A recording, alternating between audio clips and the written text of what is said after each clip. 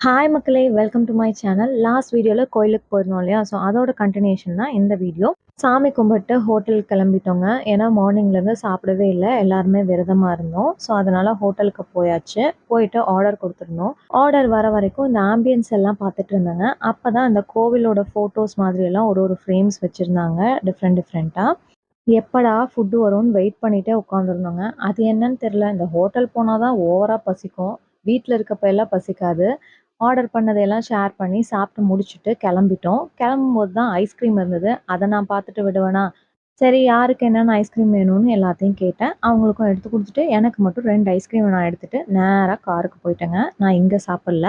எனக்கு வந்து கார்ல போம்போது வேடிக்கை பார்த்துட்டே சாப்பிட தான் பிடிக்கும். ஸோ, அதனால சாண்ட்விச் ஐஸ்கிரீம் 1 வாங்கியிருந்தேன். அதுக்கப்புறம் ஒரு ஐகோன் வாங்கியிருந்தேன். 2யும் சாப்பிட்டுட்டே வேடிக்கை பார்த்துட்டே போயிட்டுருந்தேன். மழை வர மாரி இருந்தது.